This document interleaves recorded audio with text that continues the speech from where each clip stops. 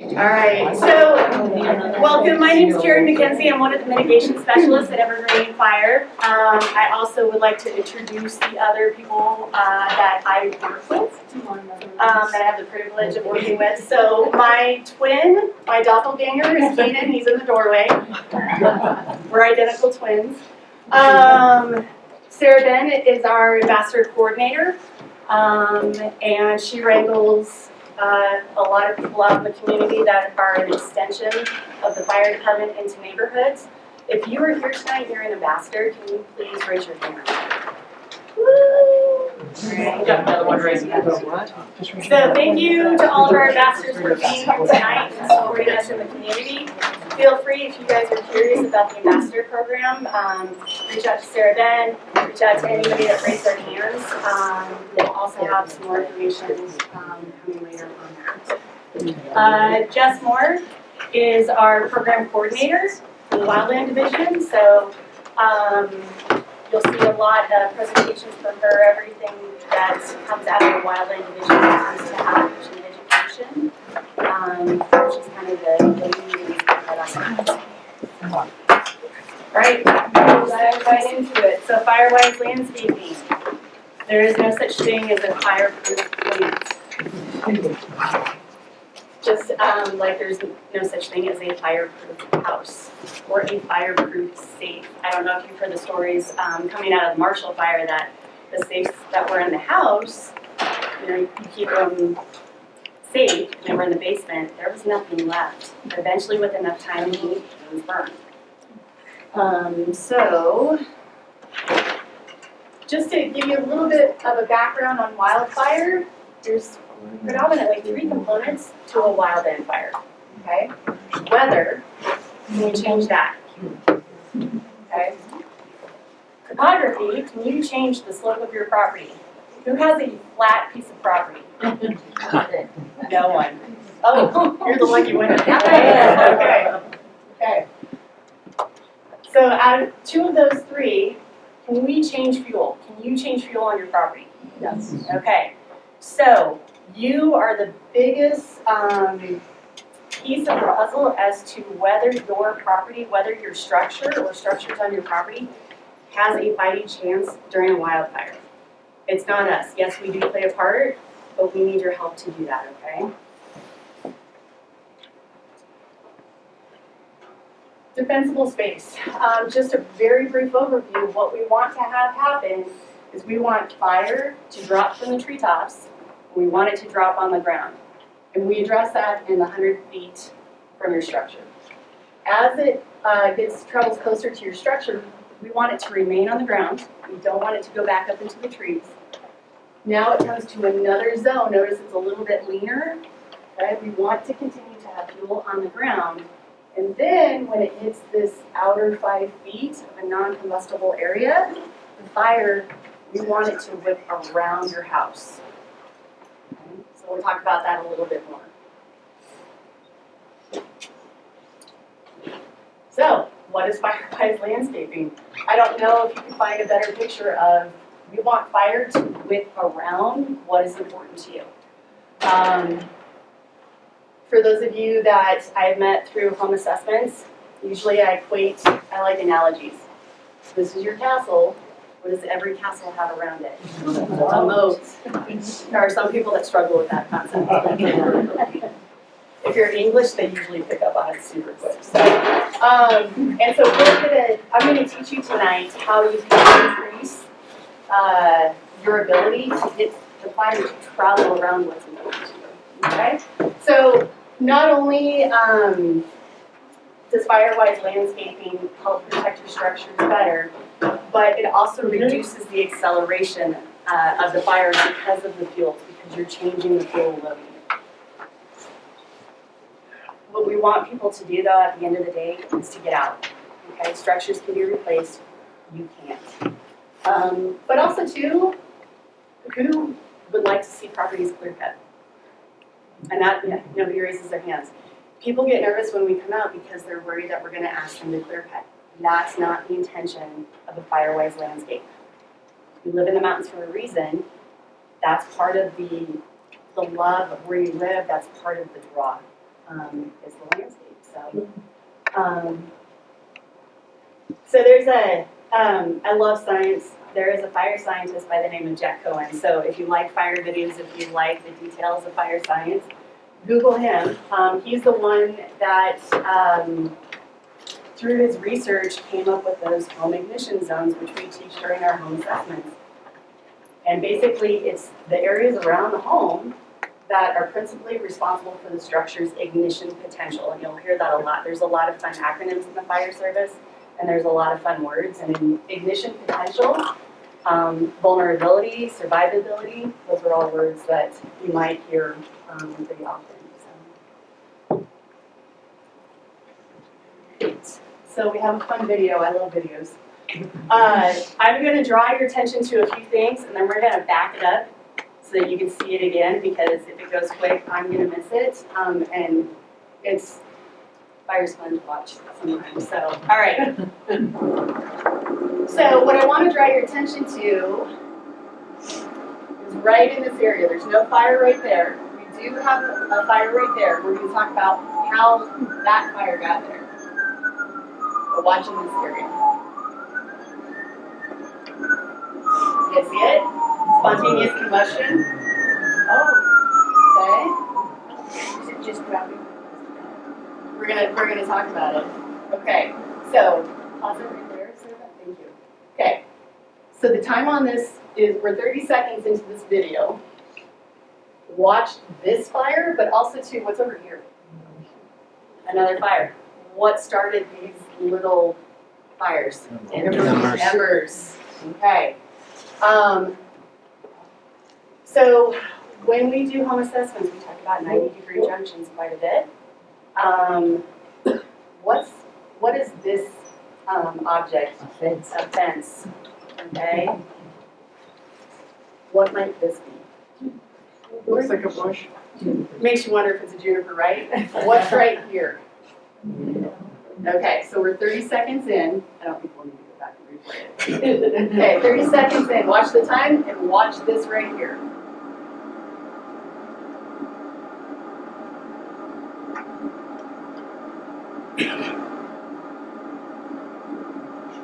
Okay, 13 seconds. Has it grown in 13 seconds? Okay, now what's happening? Now the house is. What's in front of those flames right now? On the house. Windows. Okay. All right. What was that? 20 seconds? 20 seconds. It's touching the house. It's in front of the windows. Okay. So tonight, you all are here to learn how do we protect our structures if you have this going on around your property. Okay? All right, next slide, please. So basically, we want to make these defensible space principles as easy as possible, okay? Progress is more important to us than perfection. So the simpler it is, our hope and our desire is that you will feel empowered to do your best. At the end of the day, that's all we can ask, okay? So, the 3 keys: planning, placement, and maintenance, okay? And everything that we talk about is always going to come back to those 3 keys to success.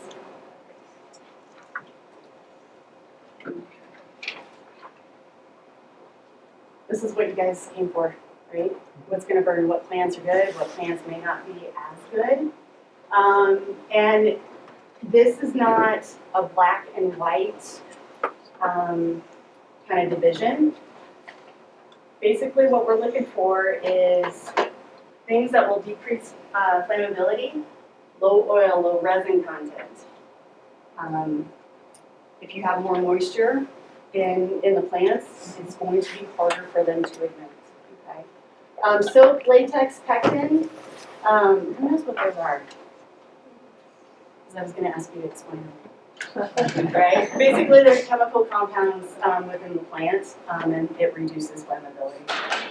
Compact growth forms, green stems. We love green stems. We If you think about celery, would you think celery would burn easily? No. I gotta think of another food that's would burn a little bit easier. So drought tolerant, and here's where things get a little bit in the gray area. Taylor spinach. Water content. Triscuits. It's like eating wicker furniture. That may be a little different. All right, so when they talk about drought tolerance helps with maintenance. It's a plant that is designed to go long periods without water, but does it really die or does it cast off leaves, stems, things of that nature? They're going to be a little bit more on the lower side, but they don't totally associate drought tolerance with a decrease in flammability. It increases its resistance to fire. Does that make sense? Say that again. So drought tolerant, if it's drought tolerant, it does not necessarily mean that it has a low flammability. It's more of it has less shedding of needles during those, not needles, but leaves, pieces of the plant during very dry times. They're a little bit more hardened to get through periods of, So that's to burn. depends on the plant, right? Right? But if it's drought tolerant, and you're describing it with less vegetation. It doesn't necessarily have less vegetation. It may not lose as much vegetation if it's going through particularly long dry spells. Does that make sense? A little bit. So a drought tolerant plant is going to have a greater or a reduced ignition potential during times of drought. However, there are drought tolerant species that are drought tolerant because they have high ignitability due to resins and oils. So it's just to label a plant drought tolerant does not mean it's low flammability. That's just a piece that can potentially be of benefit. So, we love scales. This scale is a little wonky though. The higher the score, the lower the flammability. Right? As if I can't confuse you more. Okay. We want the higher score. So basically the recommendation is anything with a flammability rating of 8 or higher. And it's the plant's moisture content that is the single most important factor with its volatility. Okay. This is almost like a Bible in the fire science world. So here's your home ignition zones that Jack Cohen recognized and identified. So this is the aerial view of that lateral view that I showed you earlier. Okay. What we're doing in these different zones is recognizing how structures ignite. What is the ignition source? Okay. So in this 30 to 100 feet, we're targeting direct flame contact. The research shows that direct flame contact is the least likely way that structures ignite. 5 to 30 feet, those are your radiant heat sources. So the recommendation in your 5 to 30 feet is to keep things lean, clean, and green. How many people in this room, if you think in your mind, how many people have lean, clean, green in their 5 to 30 right now? Okay. Your 0 to 5 targets your ember ignition. Could you say that again? I'm sorry. The three things, that's what I have, I couldn't hear. Could you say those things again? The 3 things for in the 5 to 30 feet: lean, clean, and green. Lean, lean. Lean. Yes, lean. Okay. And so the sampling of plants that I'm going to show you tonight, it all comes back to where are they, and where do you put plants according to which home ignition zone they're in. Okay.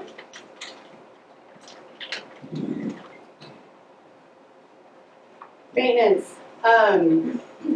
your leaf blower might be one of your new best friends when it comes to mitigation. And at the end of the day, you can plant plants, but those plants don't stay consistent. They grow, they die, things happen, and that's where the maintenance, the significance of maintenance comes into play. So we always want to be raking and removing any of the leaf litter, any of the needle cast. A healthy plant or tree is a very fire resilient plant to a point, as much as it's designed to be. And so we want to remove any of the damaged or the diseased or the dying vegetation of those plants. Wildflowers, annuals, once they go to seed, or if they hit your drought and they dry out, they cure, that's fuel, right? And depending on where they are in relation to your structure, we want to make sure that those are not available to the fire as fuel, and we're going to talk about that more. So sometimes pruning, besides reducing the volume of what can burn, it also helps the plants by promoting growth. And so a healthy plant is, again, a very fire resilient plant to the point that it can be, to the point that it's designed to be. Okay, we get a lot of questions about mulch. And it seems like almost everybody has mulch, which is understandable, okay? So we use mulch for different things. The only person in the room that has the flat land probably doesn't have to worry about erosion, right? No. So erosion control is one aspect that mulch can help with. Moisture conservation, right? It's another kind of repetitive concern of, so I'm going to plant something, but how do I retain the moisture in it? Okay. Weed growth, that's another reason to have mulch. It slows and reduces weed growth. And then a lot of people think that the wood mulch is pretty. Okay.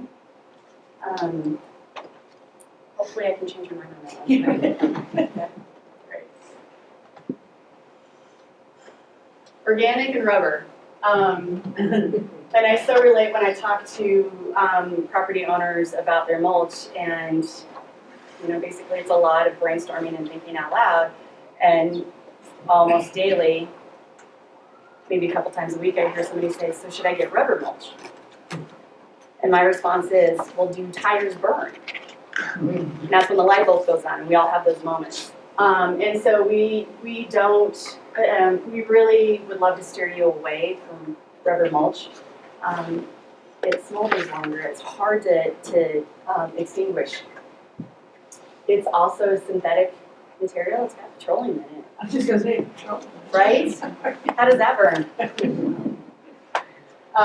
It may be great for like a campfire somewhere, but not next to your house. All right, so this is what we would love to see. This is what we would love to encourage you to put, especially around that 0 to 5 foot space, which is your moat. Your moat, we refer to it as a non-combustible area. Okay, so rock doesn't burn. Decomposed granite comes in lots of different colors, so you've got options. Pea gravel is great. It doesn't have the big little nooks and crannies and crevices that the big river rock likes to collect in. And when you have your wooden siding coming all the way down to the ground, and people like to kind of cover what little bit of their concrete foundation is at the bottom, they put those big river rock in there. Well, then you get a lot of leaf litter and needle cast. And in that 0 to 5 feet, it's your snowflakes on fire that will find those little nooks and crannies. So wherever you get debris, that's usually where you'll get embers landing. Okay. Landscape fabric, do your best to keep it all covered. A lot of the times we'll see it exposed at the base of the house. So you'll have possibly wood siding coming down, or maybe wood trim coming down lower than your siding. You've got a little piece of landscaping fabric poking up there. I would love for us to make dirt beautiful again. Okay, dirt doesn't burn. When the crews are out building containment lines, all they are doing is pulling vegetation away, and they're exposing dirt. Dirt doesn't cost anything. Okay, So when you're thinking about your individual property, when you're thinking about each structure on your property, dirt doesn't cost you anything except for a little elbow grease, hopefully, okay? That's a great place to start. If the intent is to get rock, prep for the rock. Pull the vegetation away from your 0 to 5, get it ready, because what you have just done is you've actually increased your structure's survivability from ignition. Got 2 of those common words in one sentence, so, all right. So we're gonna dive right in. We're gonna start with ground covers, because ground covers, where do we usually put the ground covers? Yeah, right? I appreciate that. Yeah. Which area? In those 3 different components. You usually put it close to your house. That is the most critical part of your defensible space. Your 0 to 5 feet, it's your first line of defense and it's your last line of defense. And usually, you want to put, it's nice to put ground covers in there. So, does anybody have a really good, nice manicured lawn? Up here? Okay. So, it's a good alternative to grass. There's a lot of green and there's a lot of brown and there's a lot of grays and every variation of those colors. And so maybe people want that pop of color.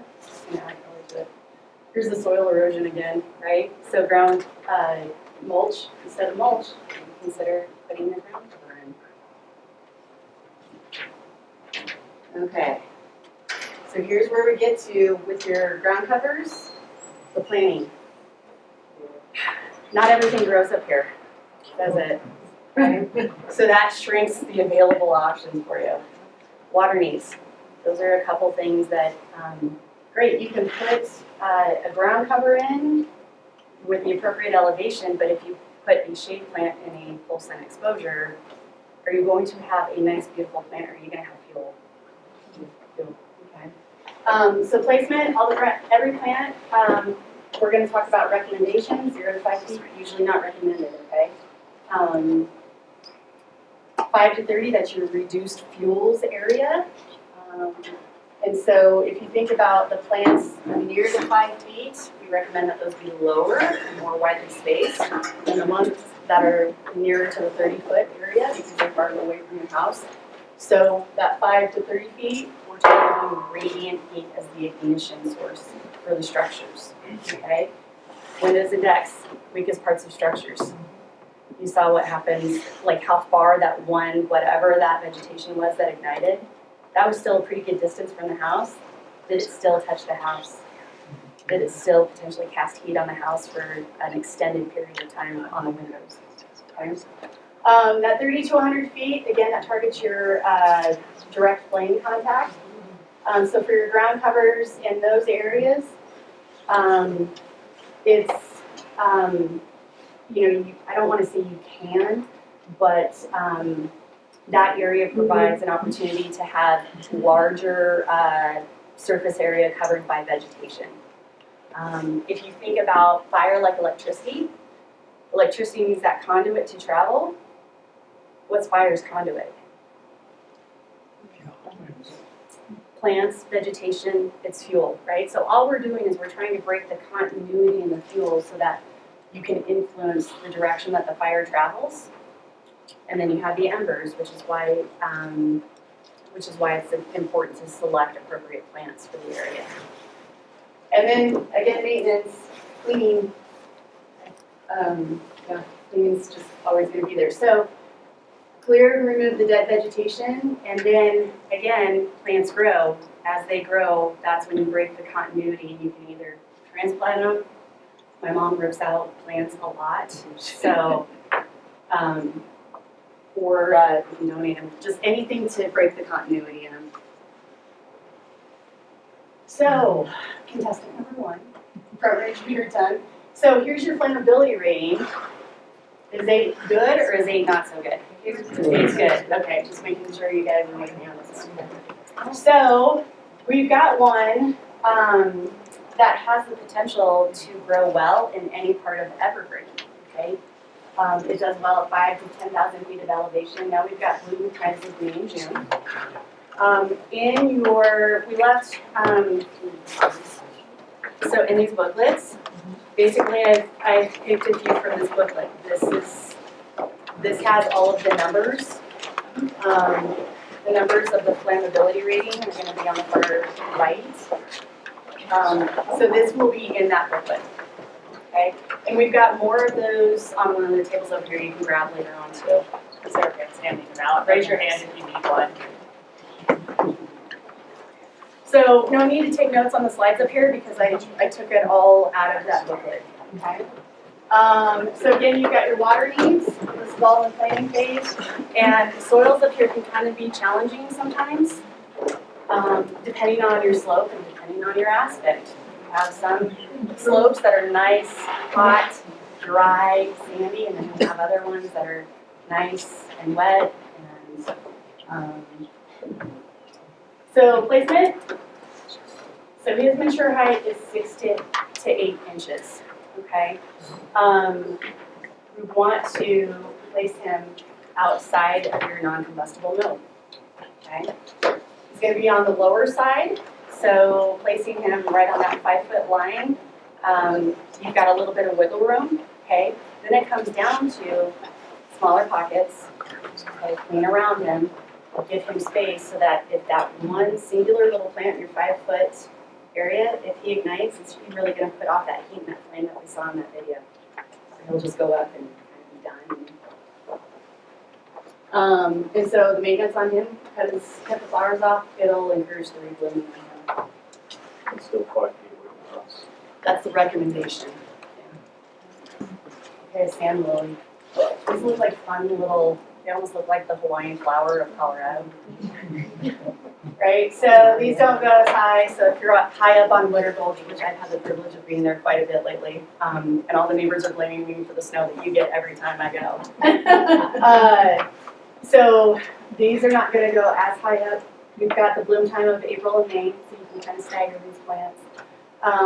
It does not like shade, so probably no love loss there with the higher elevations, because sometimes they're a little bit more shaded.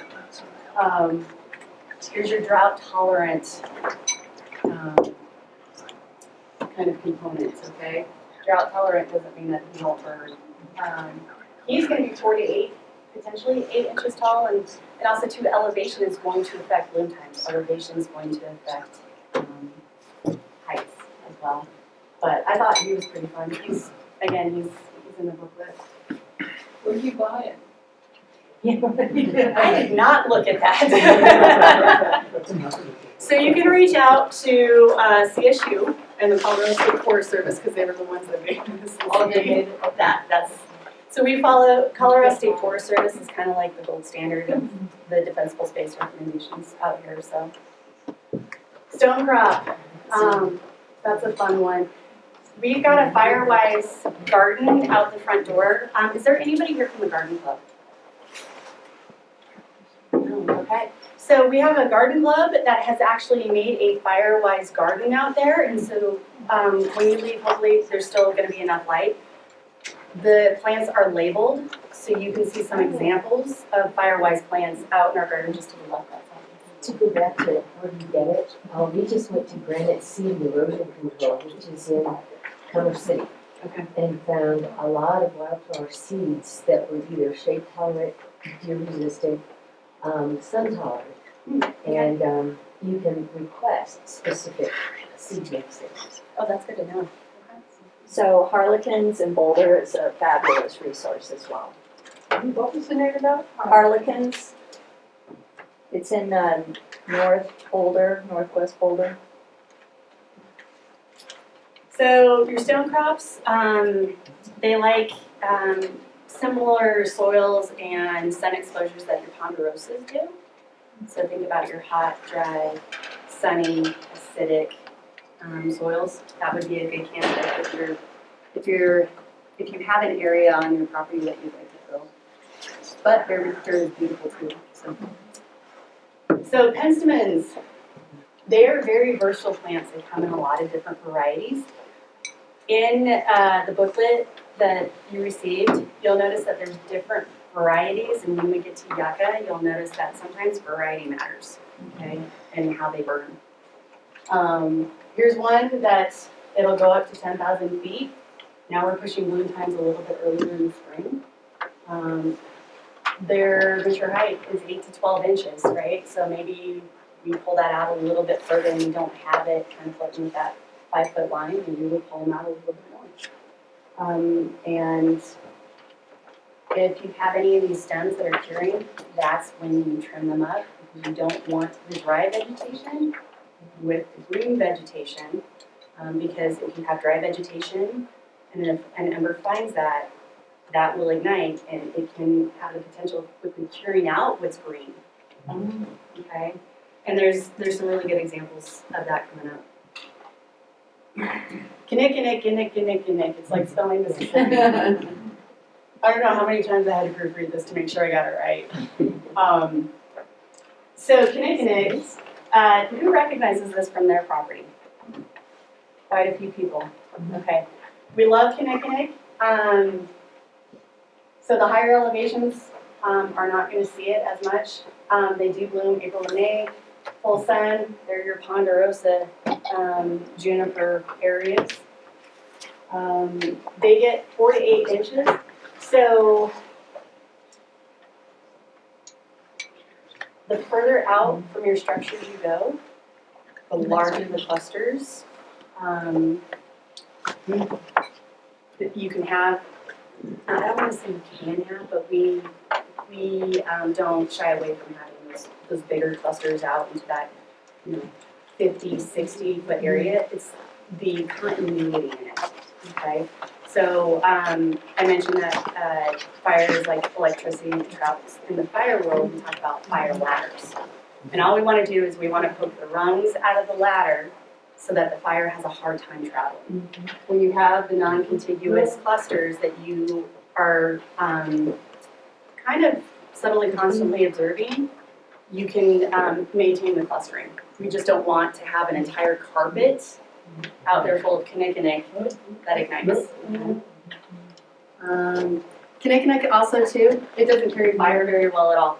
And that's another reason why it doesn't have a flammability rating, because it's going to be lower than 8. It just doesn't carry fire very well.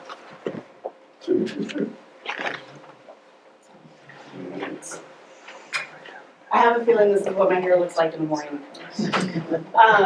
This is a fun little plant, flammability rating of 8, so we're still doing good. Higher elevations, it can survive up there. Now we're getting into June, and so we've got these little guys that can be blooming in whatever garden you're considering planting.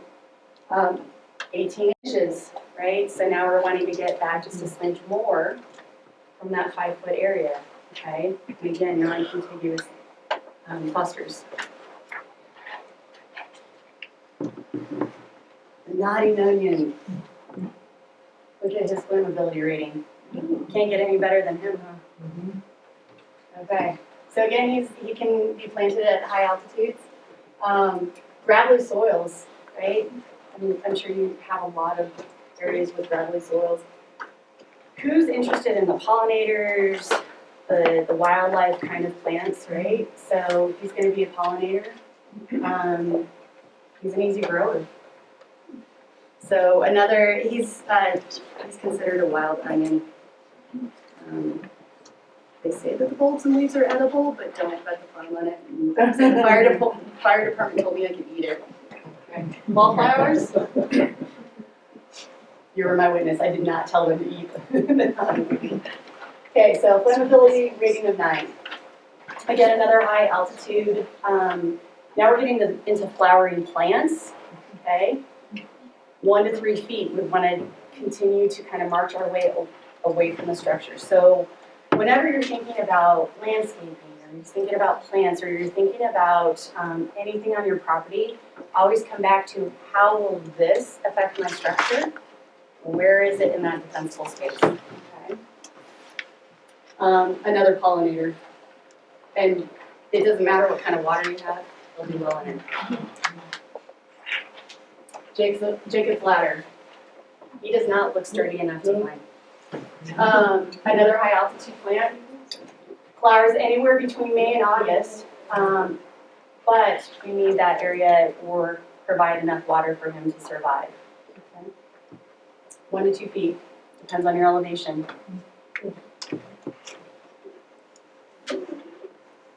Okay, poppies.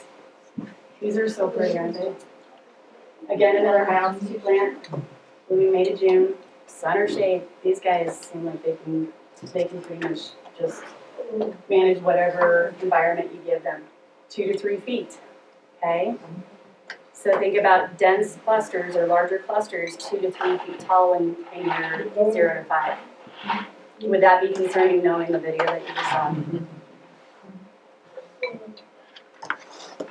Your blanket flower, we're still there's lots of color and we're still on low flammability plants that grow at altitude, okay?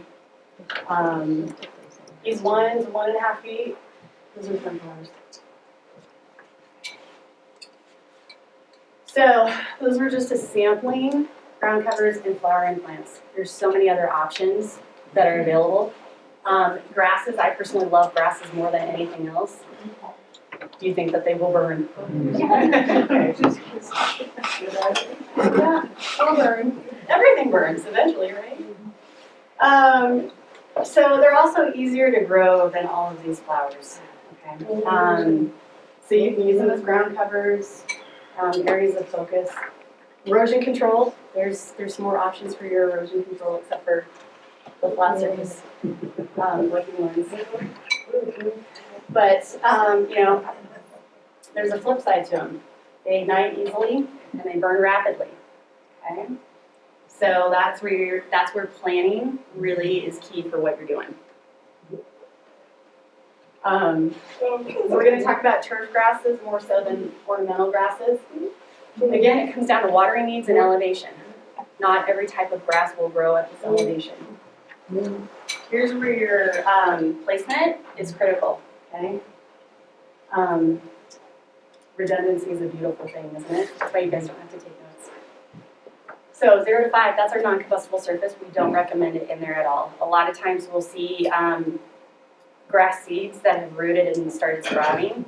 Okay, so imagine, kind of picture in your mind, how low does your trim go? Right? Some people will have fiber cement board siding, and what they don't recognize is they actually have real wood trim. The real wood trim usually goes down to the ground, usually, in certain places. Well, if we just happen to have grass that has gone to seed against your foundation and right underneath that real wood trim, you could have you've done your best, you've got your fiber cement siding, you've done everything that you knew how to do. Now we're just adding another layer of protectiveness to your structure by understanding the fuels around it. So grasses we don't recommend within 0 to 5. Your 5 to 30 is your reduced fuels area. The recommendation is to keep those grasses cut to 4 inches or less.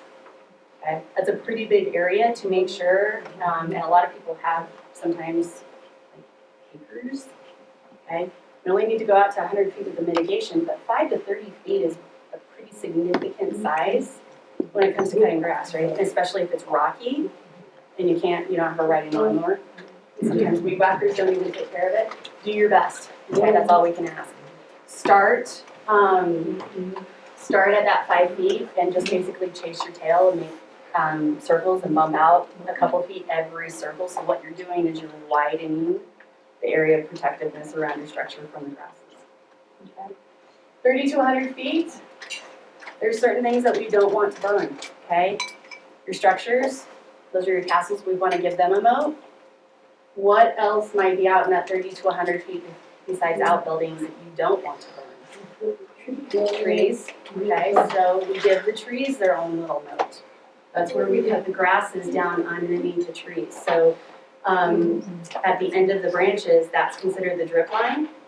So basically, any grasses that are right underneath the drip line and into the trunk of the tree, those are the grasses that you cut down. Okay, give them a non-combustible area. And just for good measure, feel free to do more grasses out beyond the drip line. It just reduces the possibility of a flame touching the lower limbs, reduces the heat. Okay? The fire wicks around the base of the tree if you change the fuels around the base of the tree. Maintenance. What we see quite often is good intentions, and we would love to further that knowledge. When you cut your grass, pull the clippings out, okay? So grass is standing, you cut it, now grass is laying. The fuel's still there. So pull it out, break it out. Also too, those clippings, when the wind blows, where do they go? Against your house with the wood trim coming all the way down, right? Okay. Can you hear me in the back okay? No? I gotta yell more, I'm sorry. All right, let's see. So eventually grasses will dry out, right? That's when we want to keep them short as you can. That is the conduit for fuel to travel anywhere as long as it has the connectivity, okay? So cut those fuels down as low as you can. One other word of caution, please don't cut your grass on a red flag day, okay? We don't want any sparks as in embers as an ignition source in those dry, flashy fuels. Okay, let's talk about grasses. So blue grama, low water needs. So I've kind of been hearing about the grass mixtures. Sometimes people are asked to get grass mixtures. It's a combination of different grasses. You'll have your cool season and your warm season, and then you'll have flammability ratings in those grasses. So this is a turf grass. It only grows up to 7,500 feet. Okay, but it's got a really good flammability rating. It goes higher than that. It does. I think maybe with the weather warmer. Okay. So I'm at 8,000. And you grow? All over the place. Okay. In fact, I transplanted. Did you do non-contiguous little areas? Yeah, it's dropped, completely dropped with the static. Great. Okay. And I advanced. There will be some variation too based on aspect. So if the areas that you're planting in at a higher altitude are a little more sunny, it'll mimic a lower altitude. So there can be some variability there on some of these altitude ratings on the plants. so here's your up to 8,000-ish feet, okay? The ryegrass has a great flammability rating. Canada bluegrass, and again, those are, I want to say the grasses might be on the very back page. Yeah. Yep, at the top. So if you have very patchy grass, if you have little clumps of the patchy grass, you don't have the connectivity as long as they're lower. It's harder for fire to travel through there, okay? So if you have the patchy clusters, and one of those little clusters just goes, it's done, okay? Another reason to keep your grasses trimmed very low, the closer to your structure it is, and it's just hard for fire to travel. It's not a wick. Which ones of these are native? All of them? I don't have an answer to that question. All right, these extend up to 9,000 feet. Sheep fescue can be a turf grass, but it can also be an ornamental, right? So this is where you can have more fuel, more heat, taller flame. Think about where it is in each one of those zones, okay? Also too, do you have interruption in between the tufts? We'll just call them tufts. You have connectivity in all of those grasses. So if one of these little areas ignites, it has a higher likelihood of being able to travel through the grass to wherever it can find the fuel. So the closer towards your structure, cut it shorter. The further out, if you want those, if you want the groupings, do little groupings. The more groupings you have, the lower survivability you have of those grasses. Good old Kentucky bluegrass. So those are both flame rated tonight. Okay, so we've got our ornamentals. Remember how we were talking about removing the dead vegetation out of plants as soon as they cure? Do you see the dead vegetation right through this area? These are ornamental grasses. I would say it's almost impossible to get the dry, cured grass out of the base of it, okay? So now imagine embers landing, right? So we've got glitter on fire flying everywhere. You saw that in the video. What's going to happen to the glitter on fire when they land in that grass? They're gonna settle into the bottom of the grass where all the dead vegetation is, okay? It's not going to take very long to pull the moisture out of the green stems in that grass. So now we've quickly cured what was green, and now it's brown, and where is it? It's close to your house, okay? And so we don't recommend having ornamental grasses within your 0 to 5 feet because of the flame height, because of the radiant heat that can come out of them. And it's very hard to pull the dead vegetation that increases the risk for flammability on ornamental grasses. They're fun. I love them. Don't get me wrong. So in that 5 to 30, use them sparingly, okay? How many of you have wooden decks? How many of you have wooden decks off the ground? Okay, right? So either way, if your deck's low or if it's high, we don't want the fuels around your deck to potentially ignite your deck, okay? Also too, you'll have leaf litter that will collect.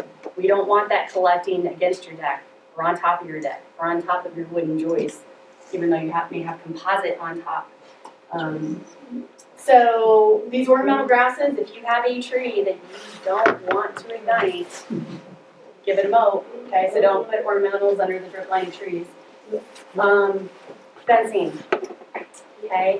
So you saw in that video, we had what looked like, I'm gonna assume it's wood, a wooden fence.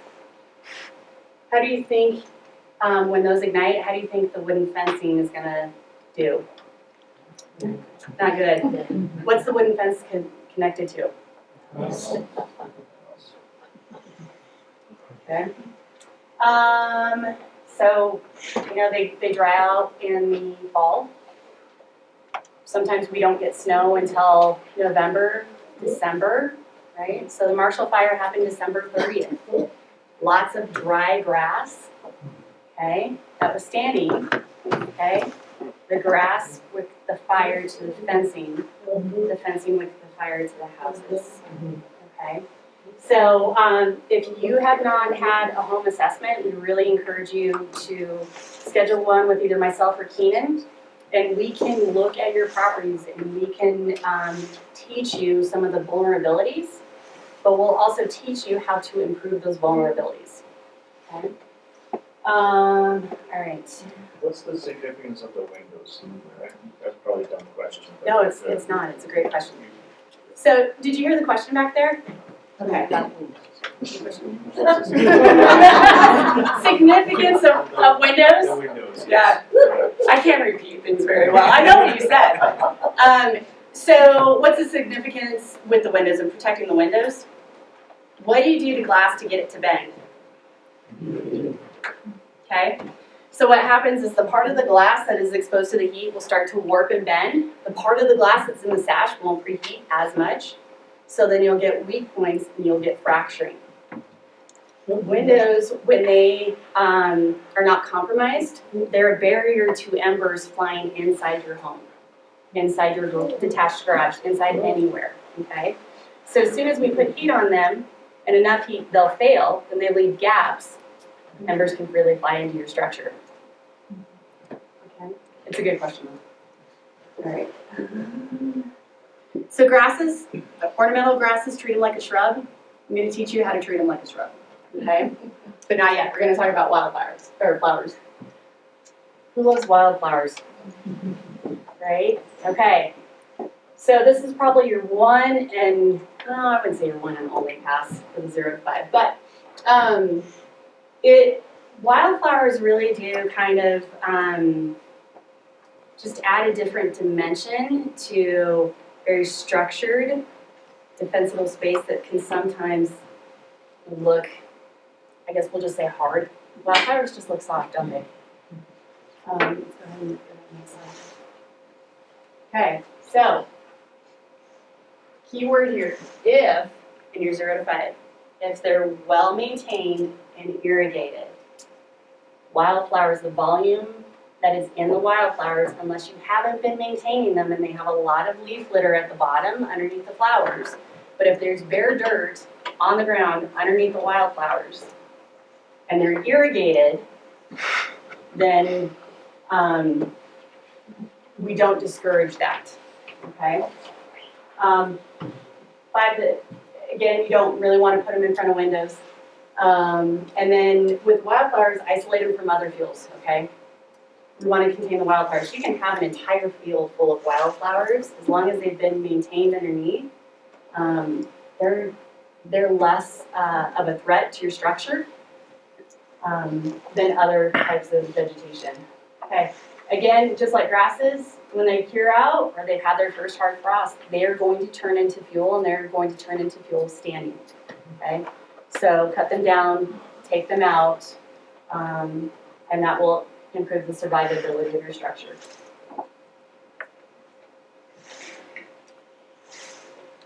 Shrubs. Again, it's just another dimension to add to your landscape. They're great cover and food for wildlife.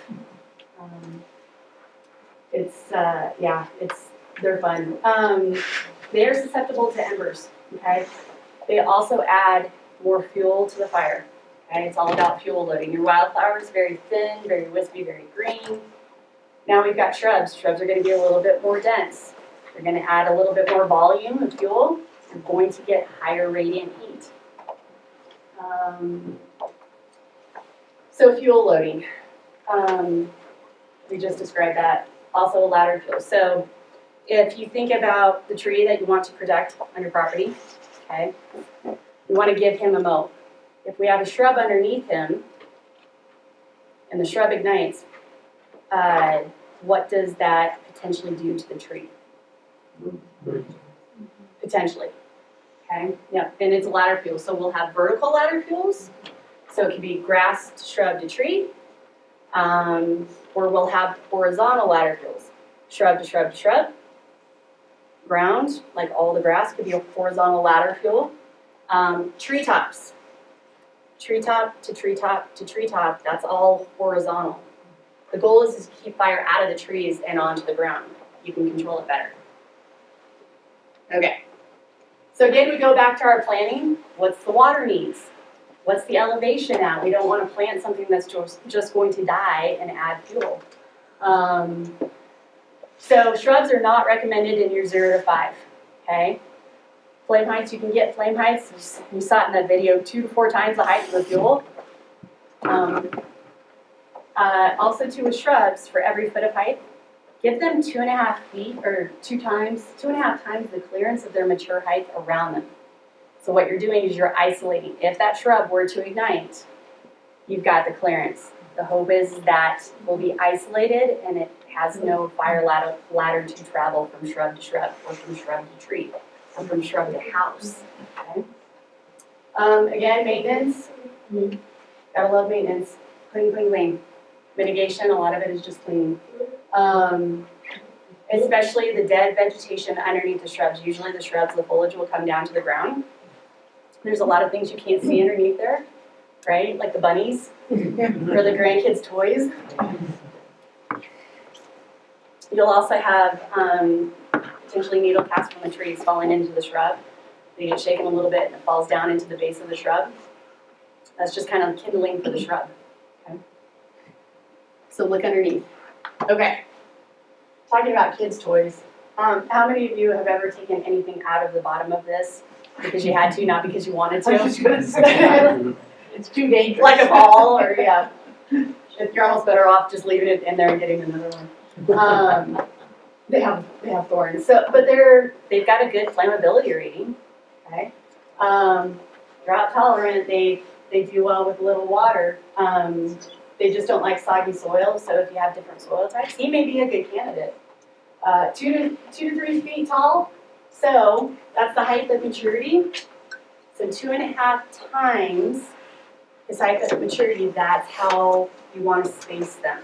You space them They don't have to be in a row, but if you want a hedge to prune, this might be a really good shrub to get. Just don't have the whole shrub connect, have gaps in your hedge. Okay. So if, we've had a couple projects that we're doing some roadside mitigation with, and there's a lot of concern about screen trees, and I recognize that. Shrubs may be a good replacement for some of the screen trees if they're taken, but we want to keep them further back from the road, so it's kind of that happy medium somewhere, you know, distance from the road, a distance from your structure. They may provide screening from your view from the road when you're inside your home. Okay, low water. New Jersey. I have a neighbor who's German, and whenever I see New Jersey, I hear him say it in German. So New Jersey tea, this is a fun one. During the American Revolution, this is how tea was made, was from the leaves of this shrub. He's gonna grow at lower elevations, but he's a summer bloomer. Adaptable. If you're looking to cover a slope, a bank, he might be a good candidate. Okay. Here's your pollinator. Great food for pollinators. His height at maturity, 3 to 4 feet. Okay. So the minimum spacing for each individual shrub, the recommendation is 7.5 feet. Okay. If you put him farther outside of your 30-foot area, not around a tree, you could potentially consider grouping shrubs together. Okay? It just depends on if that grouping ignites, what is it a threat to because of flame height and radiant heat. Okay? Snowberry. These look like fun plants. Okay, so flammability rating of 8, 9,000 feet, so it'll grow at those higher elevations. They start with your pink flowers, so if you're looking for color, we've got a lot of green, brown, gray. They may be a good candidate. So after they flower, they've got the berries on them, hence the name. They can tolerate different soils, so considering your property, what soil you have. They're a fast grower. And I giggle when I hear deer resistant. Deer tend to leave them alone. Okay. So if somebody gets one, let me know.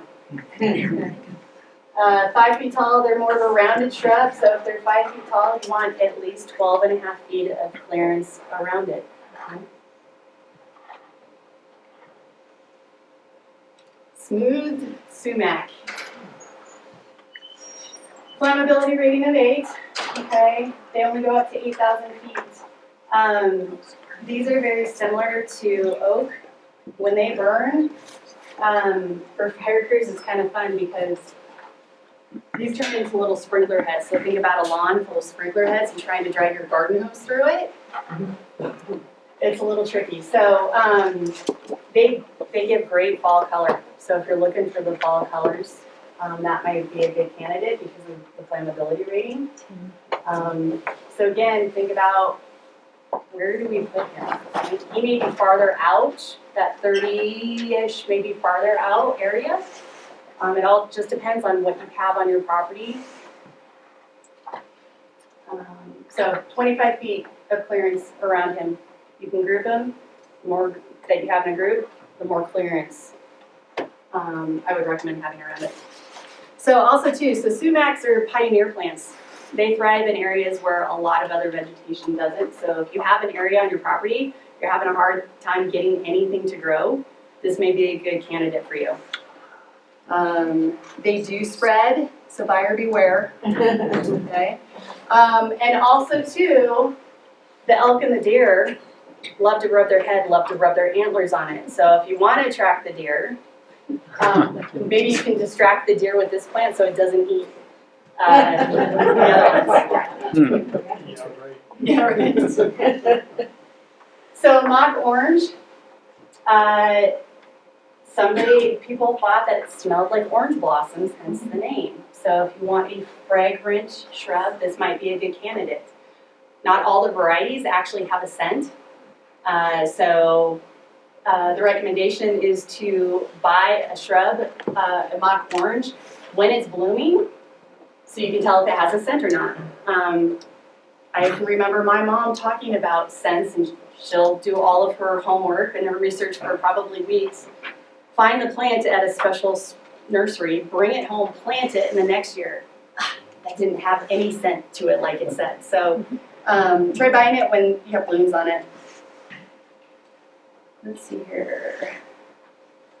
The flowers on the shrub are actually most fragrant in the evening. You can also, if you're looking for privacy from the road, this may be another potential candidate. So if you have trees that are limbed appropriately, you have some line of sight to your road, maybe that's where you fill in that line of sight with shrubs strategically. Gosh, it's late in the day. These guys have 15 feet of clearance around them. Deer resistant, resistant, right? Okay, so we've got a variety of native shrubs in the area. Wax currant is a common one. We'll usually see it under ponderosas, okay? The three-leaved sumac, chokecherry, mountain mahogany. Does anybody know a little bit about mountain mahogany? The wood is so dense it sinks, it doesn't float. It's a very good fuel. It's a very good fuel. Yeah, in the 19th century they used to use it for smelting, so it's a good fuel. You don't want it to get going. So Gamble oak, juniper, and yucca are bolded because those are the ones that we are really encouraging homeowners to not purchase and plant or to remove. Okay? And we're going to talk about that more. Okay? So Gamble oak, it's also referred to as scrub oak. You may have heard that. Okay? The concern with Gamble oak or scrub oak is the leaves are kind of on the woody side. And so what they do is when the shrub ignites, the leaves turn into bigger embers and fly all over the place. Okay? It is very hard to kill Gamble oak, as some of you may have experienced already in this room, for sure. Okay? Makes excellent firewood, right? Fence posts, they also used it for fence posts. So we, in the wildland world, are concerned with fuels like Gamble oak. So the Storm King mountain fire, things were going really well for a few days, and then things went really south really fast. And it's because of the fuels that were involved in that fire. Okay, and so long story short, basically, there was Gamble oak in the area that did not burn for the first few days. Okay, wind changed, came through and ignited fuels like the Gamble oak, and it went fast. It was all connected. Okay, and so it's just a fuel model that it's something that is made very aware on the fire line. So we recommend removing it. Okay, it will come back. But what we're doing is you remove it, you're reducing the volume, you're reducing the leaves, you're reducing the embers. At the very least, we recommend that you trim him up, turn him more into a tree. Okay, you could groom your hedges. You could almost do a bonsai effect with him and just have the little puffs at the top. So, let's see if there's anything else. The lower altitudes we see a lot more of, not as much up here. So it also acts as food and shelter for wildlife too. Okay, our little green gas cans. The tree version I refer to as tiki torches. Okay. This is your high resin, low moisture content, highly flammable vegetation that we would love for you to take off your property. Okay, we don't recommend it within 100 feet of structures. Think about your access to and from your home. Think about if you have a road on your property that may be an evacuation route for your neighbors. Do you have juniper right next to the road? Whether it be the public road, whether it be your road, your evacuation route. your way out and our way in. The juniper can burn hot enough to burn people through car windows, your radiant heat sources. So we really recommend, really encourage you to pull that fuel out, okay? I've had some people describe removing the common juniper, which is kind of the native, it's the shorter natal, the ground cover. Moist soils, I've heard a lot of people say they can just lift the end up, pull it up, it gets right to the root, and then they just pull it out, okay? If you, the ornamentals, that's not how it works, okay? At the end of the day, if you don't want to pull the roots out because you're worried about erosion or you're trying to do the quickest, easiest, most cost-effective, cut it down at the ground level. You're still removing the fuel that will burn. Just know that you've got to keep kind of coming through and trimming him up and keeping him as close to the ground. Actually, like just the stump. That's it. Just the stump.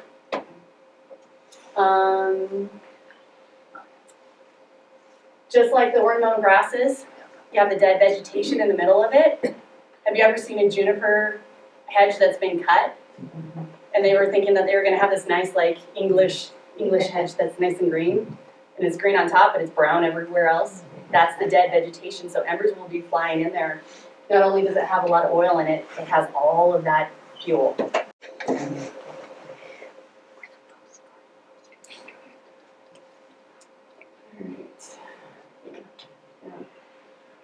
So the predominant trees that we have in the evergreen area, it's mixed conifers and it's deciduous. You have your aspen, your cottonwood is fun, right? So cottonwood, it's deciduous, but it will burn. They're kind of dirty trees. My dad calls willow trees trash trees. Just mentioned cottonwoods are kind of like your trash trees. They cast off a lot of dead vegetation. Well, think about your embers, right, or a ground fire coming into all of that dead vegetation at the base of the cottonwood tree. There's your kind of vertical ladder fuel, right? We don't want those dry, flashy fuels around the base of that cottonwood to ignite. And then usually, you know, the older the tree is, has anybody taken down a cottonwood? Except for Keenan. Thanks for speaking up. You're the only one. Keenan, what have you experienced with cutting down a cottonwood? You're gunning, raising your hand. So I've heard a lot of times they're like hollow in the middle too, right? They're dry. So black willow and western water birch, kind of in those lower drainage areas. Rocky Mountain maple is another deciduous one. So with these deciduous trees, shrubs, when the leaves are green, it's harder for an ember to ignite those green leaves. And then the deciduous plants shed those leaves. The embers can still fly through those branches. It's the base of these plants, the shrubs, the trees. That's where all of the dried vegetation collects. That's where you clean out. That's where you mitigate. That's where you protect your plants a little bit better, okay? Conifers. We've got our ponderosa pine, lodgepole, limber pines are adorable. I'm finding quite a few of them. They're not common to find, so they're more your higher elevation. They're longer needle. Bristlecone pines, blue spruces, Engelmann spruces, Douglas firs, all the conifers that are in the area. Okay, those are your higher resin trees. Let's see here. Hang on just a sec, Sarah. Can you go back one slide, please? So one thing to note about the deciduous trees, what do they like? A lot of water, okay? During dry spells or when they don't have water, they're going to find it, okay? So if you have them close to your structure, one of the concerns that we have with them being close to the structure is the leaves that they drop, okay?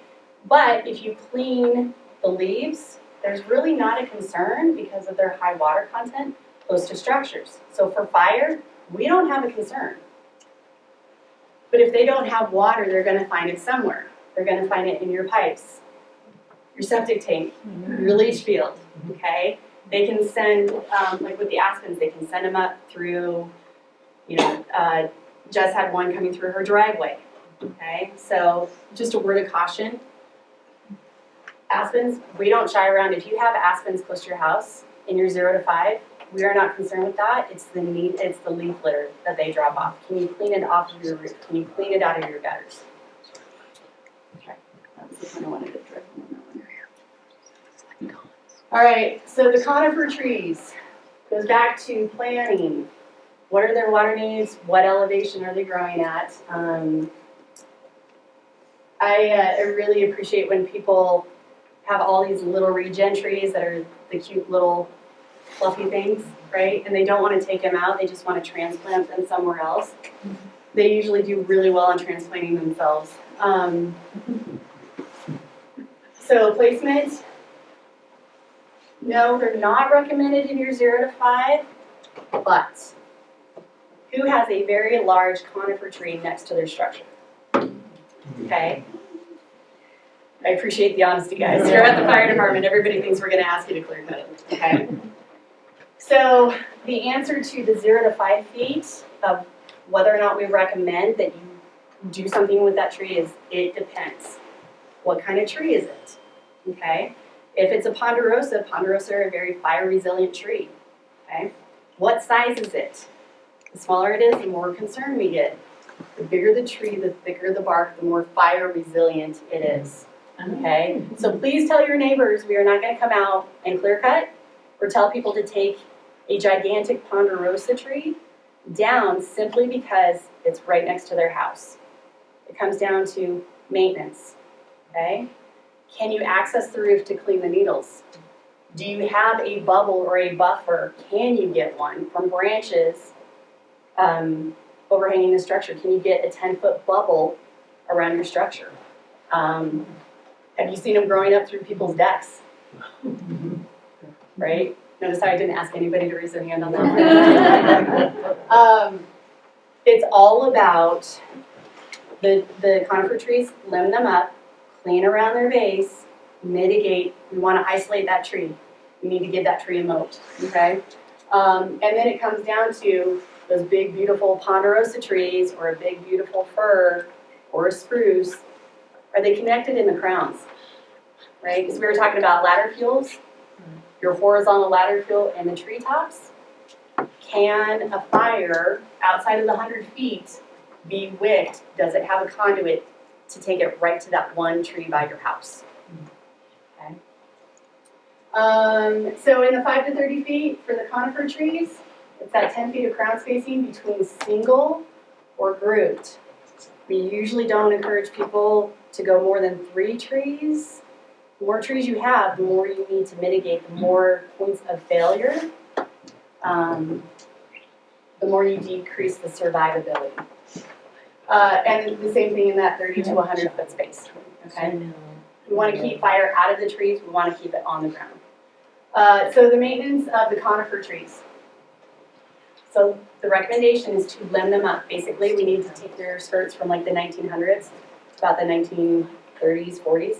So if you have a really large tree, the recommendation is 6 to 10 feet for the really big ones, okay? What if your tree is 11 feet tall? It's gonna have a little poodle puff at the top, okay? So on the smaller ones, the recommendation is limb up a third of the tree's total height, whichever is less. So you either have the 6 to 10 feet or you have a third the height, whichever is less. Once you go beyond half the tree, it's not really good for the tree, okay? Ponderosas, they will not regenerate those limbs. So once they're limbed for life. Firs and spruces, the shorter needle tree species. For those of you that I've done the assessments with, I'm not going to teach everybody tonight how to identify trees because that's a fun conversation. But those shorter needle tree species, they'll start growing stubble again. Trim the stubble off so that you're still, you don't have that wick up into the tree. So will that stubble turn into real branches? Yeah. And then prune any dead or damaged limbs that you can reach, okay? You don't need to get an arborist to get 40 feet up all the dead limbs up in the top of the tree. You'll end up with a lot of dead branches on the ground after you do all this. Just leave it there or clean it up as you do? Clean it out, yeah, slash, yep. Also too, if you have not signed up for chipping, we're gonna have a link at the end that you can, there's a QR code, you can sign up for it. When you're building your slash piles, butt ends towards the road, no bigger than 5 by 5 by 5. Okay, Jeffco's slash calendar is out now too. okay, great. Is that on our website? Okay. Great. So another takeaway from the conifer trees, different conifer trees burn differently. Okay, so we can't lump them into one category. Lodgepole pine is designed to burn. They grow in stands. If you see the standing dead and all the trees look the same, more than likely that might be a lodgepole stand. The fire would have come through, burned fire would have clear cut that area. Okay, the cones would have receded, the stand would have regrown healthy again. We took fire out of the equation. We thought we were doing a good thing. They have a shelf life, and now they're all standing there and dying because fire can't take them out naturally. So again, that's where having your own home assessment and learning about your trees, learning about the ignition potential of the trees might be very advantageous as it pertains to your property and your structures. Crabapple trees. They are so pretty. So these may be a good candidate to put under your power lines. They're not going to get big enough to be topped or butchered by power lines. They have the ability to grow at pretty much anywhere in Evergreen because of elevation. You just got to keep the deer away from them. And again, they're a good habitat tree. You can also grow them in containers too, right? So if you don't like where you put it or the deer like where you put it more than you do, you can move it. You've got a variety of colors too, so you don't have to have them on its own landscape. They do need regular pruning though. Another advantageous attribute that crabapples have is they actually need a longer winter. They don't necessarily need warmth. They like a longer winter. So we love our aspens. Flammability rating of 9. Okay, they're full of water. Again, there's no concern regarding the proximity to your structure about the tree itself. Is it getting enough water so you don't have another problem that a plumber may need to fix, right? Or a contractor may need to fix. It's, can you get to the leaves on your roof?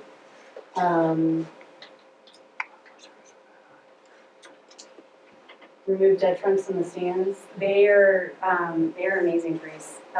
So if you have a lodgepole or fir in your aspen stands, think about your aspen stands that you have on your properties. The recommendation is to pull the lodgepoles and the firs out, okay? Because they're all competing for the same resources. So what happens is we've taken fire out of the equation. It would have taken out all of these smaller conifer trees. Now all those smaller conifer trees are growing up into our aspen stands, and they're choking out the aspen, okay? So aspens are advantageous. They could be a potential heat buffer for your structure, okay? They're full of water. And so fires would come through, take out the aspens, but then they grow back because they're all connected through suckers. And with ground disturbance, they start sending up more shooters. Let's see here. Okay. We're good.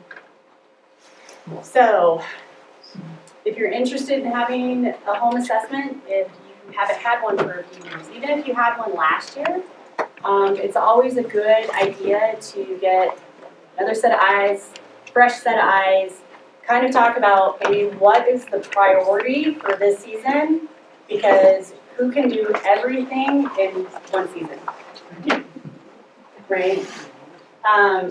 As Jess says, it's like painting the Golden Gate Bridge. Mitigation is an ongoing effort, and so we would love to help you kind of assess your property, see where the risks are, see where the vulnerabilities are, see what the priorities are for this season when it comes to mitigation. So if there are not available times for a home assessment, you can either reach out to Keenan or myself, or you can email the mitigation. We will get back to you as soon as we can. We've got quite a few projects going.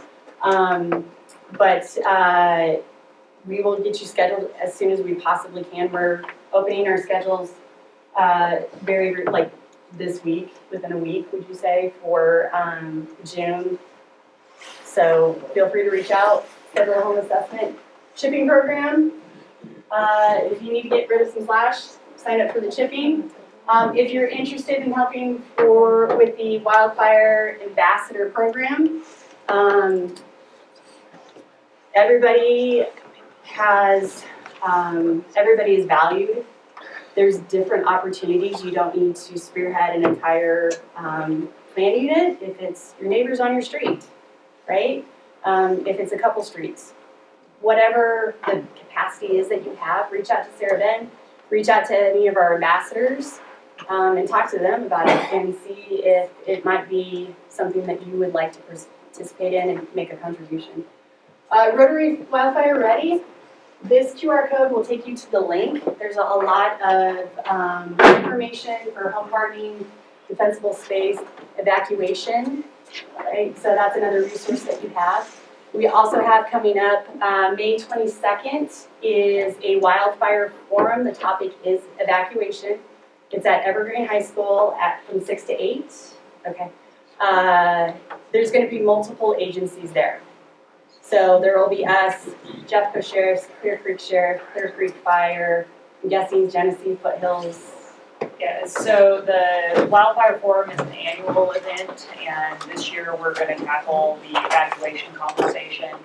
It's going to go through responsibilities as citizens that live in this area, in a fire risk area, as well as what the procedures are from the agency side when an event, or if and when an event occurs, what we from the agency side go through and the steps we do so that you can better understand the processes behind what an evacuation may look like.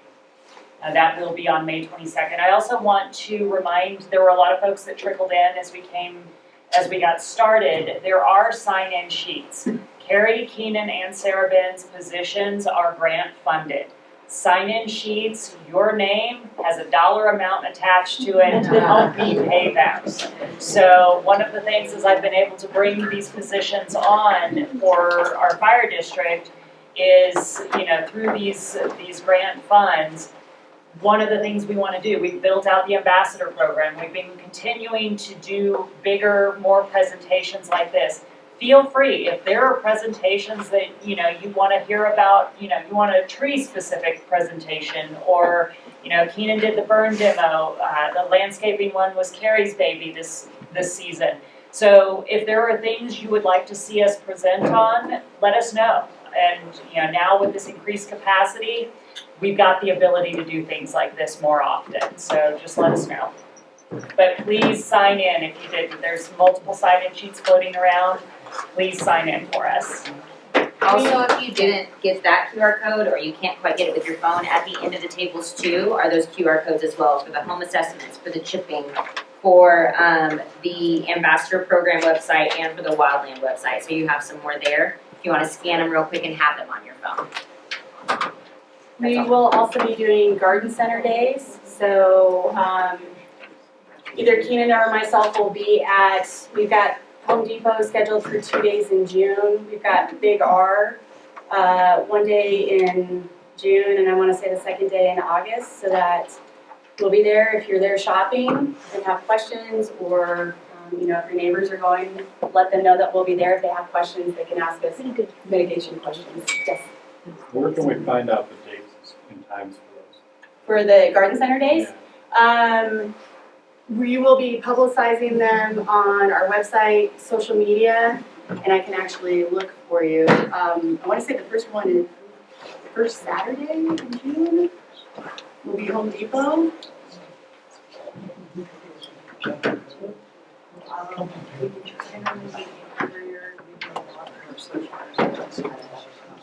websites. Yeah, yeah, oh, no, like the Facebook and Twitter and stuff, but it'll be on our website. Yeah, I can't pull up the dates at this moment, but you can either email the mitigation email and we can respond with the dates, or look at our website and social media and we'll announce those.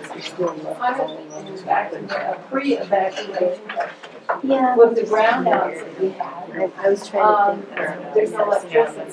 And I live in, But, really, in the North area. And 5 minutes after the electricity went on, we had fire. Yeah. And where I live, there's no, the cell phone doesn't work. So if that happens, how can you possibly get alarmed of a possible fire? It's like someone able to put out, like, if someone caught out there. But what is the recourse? You know, if we go ahead, have a city. That would be a great question to ask at that. I don't have the answer to that. That would be a great question to Jessie. I don't know. You can ask her. Yeah. She may, but that may be a better one for But it's a wildfire. huge issue, right? What was the question? Sorry. So, it's an evacuation question. It was an evacuation question. We had, I think Sunday, but this was on Friday, 2:30. 5 minutes after it went on, we had a fire about 2 blocks from where I live. So this is, and someone was looking out the kitchen window and saw the hose fall down and the fire started, so the neighbors all ran out and put it out. So, but how are we supposed to, cell phone doesn't work. So how are we going to get? So so yes, this is an evacuation question that, we will discuss at more at length during the evacuation forum. But it never happened before that happened. Oh, right, well, so here's the reality. We've all chosen to live in an area that is designed to burn, right? And we know that there are inherent issues. I mean, between here and your trip home tonight, how many of y'all are gonna have full cell service the whole way home? Almost none of us, right? We know that we have inherent infrastructure issues with communications in that regard. One of the big things that we talk about a lot when it comes to evacuation is situational awareness and being aware of what's going on. Knowing your surroundings, knowing what peaks are around you, knowing the various ways, or way, singular, a lot of us have, out of our neighborhood. Knowing these things and being aware of it, because this is, it's no different than if you lived in Florida, you would watch for hurricanes, right? Fire is inherent here. Now, there are going to be situations where I'm not putting my life on the line for relying on this, right? This is going to fail. And so that situational awareness, if you know it's going to take you a while to get your stuff and get out early. That is the biggest thing we preach. You have to know the fire's there, most of the You do, and that's part of situational awareness, right? It's if you smell smoke and you haven't gotten an alert and that hair comes up on the back of your neck, get out. Don't sit and wait for your phone to ding, because we can't rely on this. Now, in the event of an evacuation, depending on resources, depending on location, depending on fire movement, these are all very dynamic things. There will be potential for having sheriffs coming through to evacuate people. But what that looks like is very dependent on the immediate situation. How many resources do we have? How fast is the fire moving? Where is the fire moving? What is the weather doing? We cannot predict all of that. But you can control your situational awareness and get out early. If it's a red flag day, plan for that. Know that a red flag day, you better be on your game for getting out fast, right? So, wind events, we've been experiencing them a lot lately, and that comes with down power lines, which are prone to spark fire. Situational awareness. I'll tell you, I've been at this for 18 years. Wind events, I don't sleep. And I'm in a relatively safe area in Evergreen, as, you know, as the case may be. And I don't sleep. Because my situational awareness keeps me up. I wanna be aware. Okay, it's not the perfect answer. I'm not gonna be able to say that I'm gonna have somebody knocking on every door. I don't know if I will. We've chosen to live in an area that has limited resources, and that's just the reality that we've chosen. But just being aware of what you're saying. Yeah, absolutely. And then not be, somebody waiting for somebody to knock on the door or the phone to ring. You got it, yeah. Yeah, and it really is that situational awareness. I will tell you, this is my own old school paranoia trick, is I leave a window cracked. I make sure if I shut the window before you evacuate, leave a window cracked. I was a drug dog in a previous life. I have canine olfactory senses. I have had the smell of smoke wake me up just from a cracked window. So again, it's situational awareness, knowing what your skill set and abilities are.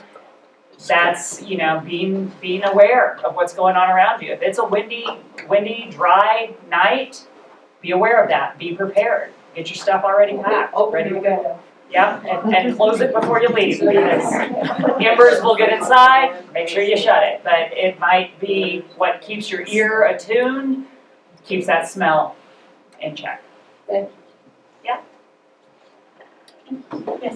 Our waste management has stopped picking up our yard waste, and all the neighbors are like, what are we supposed to do with it? I mean, we can have 20, 30 bags of yard waste.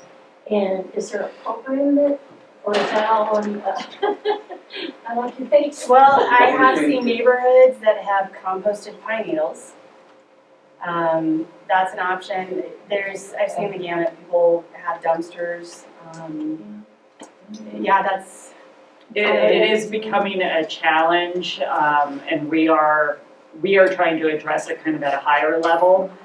Juniper is another one that is problematic and hard to get rid of. The two things that we recommend are first and foremost to get off your property are pine needles and juniper, and those are the ones we're getting pushback on. Unfortunately, a lot of it does come down to bag it and trickle dump it into your bins. Or, and I'll say this just personally, like I take my stuff up to Clear Creek Transfer Station. It's cheap and it's easy, and you can dump there. Yeah, it's, I actually don't even use any of our local trash companies. I just take my trash up to that transfer station. It's nice and it's cheap and it's easy. So there are some options. They are getting more and more limited. Some of the Jeffco / sites will list out if they'll take it. Some of them can and some of them can't. It's because of capacity and space. So if you check the Jeffco / site, it'll tell you whether or not it'll take some of those side things. That's what I was wondering. Last year we took a whole bunch in a pickup truck. Yep. And drive somewhere over toward the conference. Yeah, and you want to check on their website because some of them can handle some of that additional stuff and some of them can't. So you just want to make sure whichever one you're choosing to go to can handle what you're planning to take to it. I have a question that I don't know if it was in last week's, which I was on. Two things I think about. I think about the propane tanks, like on my camper and near the grill. Like what are you supposed to do with that for fire safety? Will they just explode? Well, it depends on where they're at. So if they're on a camper, if there's any dry vegetation around it, they can potentially heat that propane tank. So the recommendation is to make sure that they're kept clean. If they're kept clean, the heat stays away from them, they're not compromised. The embers will just hit it and land. So if you keep things clean underneath it, the vegetation won't land. So the recommendation on like full propane tanks, 10 foot of vegetation clearance around it. The smaller propane tanks are designed to withstand a tremendous amount of heat, okay? Your camper is long gone before that propane tank. sorry, like that's, you know, the fiberglass siding on a camper. But, if you have the opportunity to get that stuff in a garage before evacuating, absolutely, please do You so. should put it in. I was thinking, Yeah, no, well, you don't want because it again- inside, because all else will blow up. Well, if it gets compromised once it's in the garage, the house is already gone, Oh, okay. right? Like, that's how, I mean, that's the realities that we look at. What about Um, gas tanks for like your lawnmower and your? Again, into the garage so that embers can't, or vegetation that is ignited doesn't compromise it, Can okay? you store them in like metal? Is there such a thing as a gasoline storage thing that's a metal little? No, Thing because outdoors? radiant heat can impact gasoline. It'll melt the Don't- container and then it'll become a bomb. Okay. Don't I make think Really it's in efficient, the one, Don't garage. actually. make bombs. Yeah, Right. so, yeah, keep them in I the hate garage. fumes coming off of it, so. Yeah. Well, like you could have it outside, but if there's a concern of fire, put them in. Exactly. So on one of your slides, you had 0 to 5, and I didn't quite write it. Which is the amber and which is the radiant? The ember ignition source is the 0 to 5, Amber is 0 to 5, correct, and radiant, 5 to 30. thank you. Now, is there any wording for the 30 to 100? That's direct flame. And so the 3 zones are non-combustible is 0 to 5, 5 to 30 is lean, clean, and green, and then the 30 to 100 or increased depending on slope is going to be your reduced fuel zone. That outer fuel zone should look like our native forest should look had we allowed fire to do its job this past 120 years that we suppressed it. It's going to have that, you know, natural vegetation, mixed vegetation, diversity of age and species, but had fire moved through, the dead, diseased, and dying, the overstocking, the resource competition, that would have all burned down. So that's what that reduced fuel zone would look like. That's the area I was concerned, thank you. Yeah. So I actually have a question about slope, because all the illustrations show flat space, right? So what considerations do we need to give? Because I don't think there's any of us, other than this lady right here, that lives on a flat area, right? So, you know, behind my house is pretty steep, below it's a much gentler grade.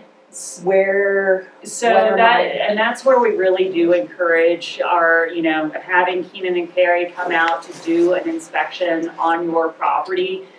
There are slope adjustments. So, you know, if you think about all those nice flat properties, you've got the house in the middle and you turn it on a slope, we're gonna bump it.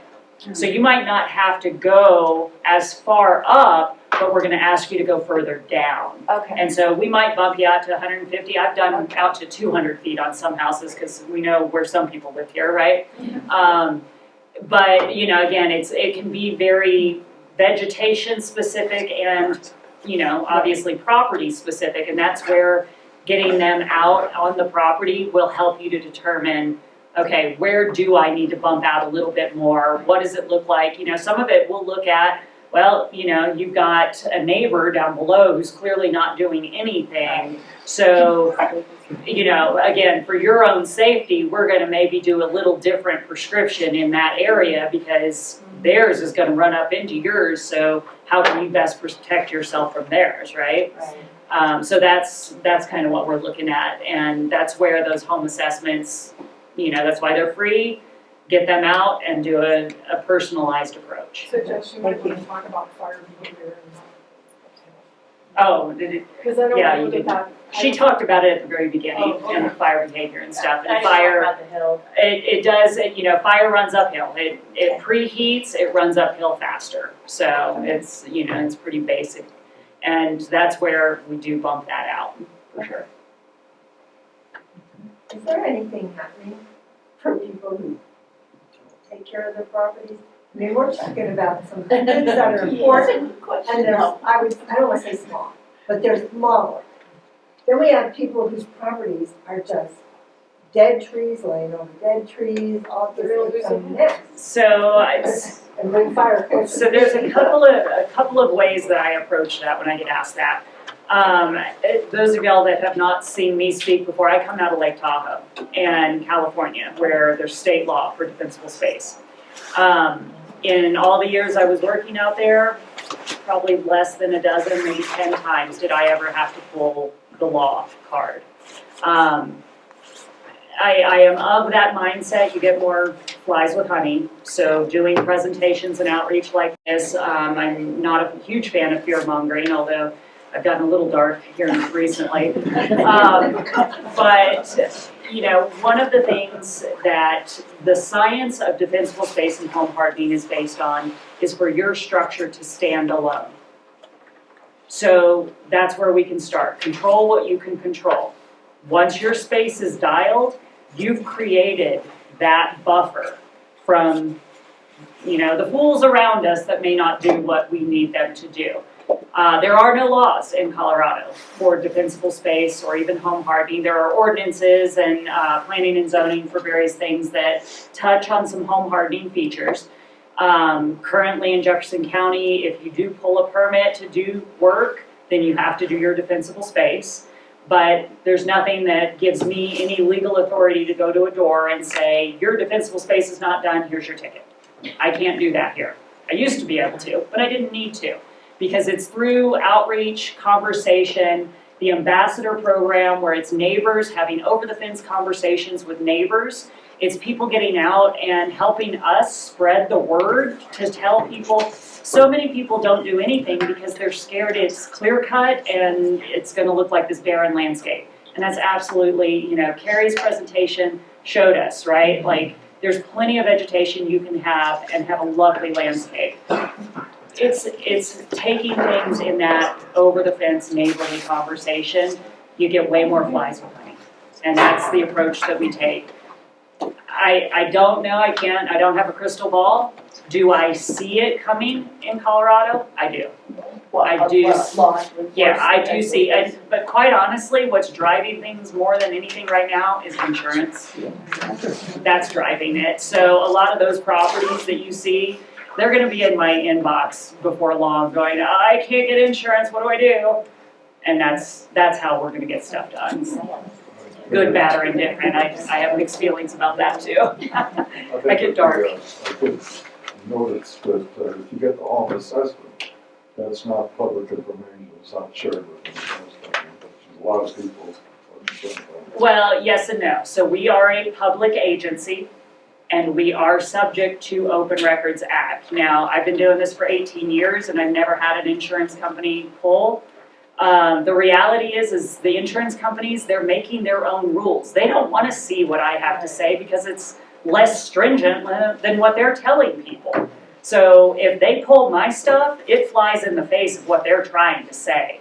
So they don't want to. The reality is that the vast majority of everything that we do is visible from public curtilage, from a public roadway. So it's nothing that we do is that secret or special. So I was misinformed 2 weeks ago.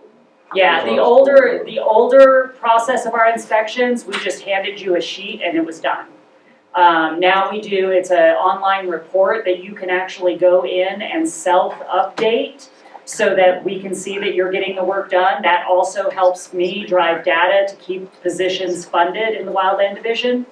But with that, you know, it gives you the ability to have a living document and a checklist. So, you know, Keenan and Carrie come out and they tell you all this stuff to do and they recommend. You go in and it prioritizes a checklist for you and you get after it and you rake all those pine needles and you can hop in and you can send Keenan or Carrie an email and say, I did this, it's updated in my document. They go in, they check it, and they sign it off and it comes off your report. So it's a living document that you're able to maintain. It's pretty cool report. Yeah, it's I a had very, one done a couple weeks, Carrie came out and did mine a couple weeks ago. It's really a great job. It was a 30-page report saying exactly what I needed to do, pictures and everything. So super helpful. if we had a lovely honeydew list. Which on the honeydew list, the thing about raking the sun, we moved on property that had not been moved on the house. And I raked that acre. Yeah. I'm trying to help in raking and making small bags. trash, like, Since the thing trash. I don't know about So, anybody has, how do you take care of that when you cannot physically rake all that? So there are a wide variety of contractors available in this area. Is there a machinery? Pine needles, not really. A lot of it, again, pine needles were designed to burn through the forest floor. We remove fire, and so now we have massive accumulation. We also have a lot of disease within our trees. So, and one of the common diseases is dwarf mistletoe, which hyperproduces pine needles. So now we have no fire removing the needles. We have hyperproduction of pine needles. So the pine needle layer, and I can go deep off the side with soil science. Our soil is becoming incredibly unhealthy because we have removed fire, and it is being choked out by the depth of pine needle and slash that has accumulated and not been removed by fire. So, it is very much a very holistic, all the way around situation that we need to continue to rake those pine needles because we're not allowing fire to mitigate them naturally. It is a challenge. Landscapers, Boy Scout troops, there's, I think it's called like blue spruce something. It's like a Habitat for Humanity type program. Do you know what it's called, Sharon? Blue Spruce Kiwanis? Yeah, it might be the Kiwanis. It's through Kiwanis, and they do volunteer work to help folks get stuff done. So there are a number of resources out there. It's the way, I approach things, the way I've taught these two to approach things is capture the low-hanging fruit. Again, as you saw in Carrie's presentation, like the bigger the tree, the less of a concern. People, pause at doing defensible space because they think it's going to be this big, expensive thing. Limbing is not that expensive. Raking is not that expensive. If you are a part of an active ambassador team in your plan unit, we have a mitigation trailer, and part of, one of the things that we do and offer is helping to coordinate to do mitigation events so that your neighbors and everybody come out and they volunteer, and, we pick 5 houses and we do that low-hanging fruit, the limbing, the raking, the, pulling out the shrubs, helping to break up those fuel ladders. So, we're working on options and adding some feasibility into it that hits all socioeconomic demographics as well as age demographics, and helping, as many people as we can in as many ways as we can. Before I forget too, Sharon, back in the back, is with My Mountain Town, and she is kind enough to video some of our presentations. The one I did, I don't know, was it 2 weeks ago? A few weeks ago, and then this one again tonight, and she'll have those, in the next couple of weeks, she'll get those up on her website as well, so if you need a refresher on anything. So thank you again for that, Sharon, I appreciate it. Nice job, Carrie. Thanks, Larry.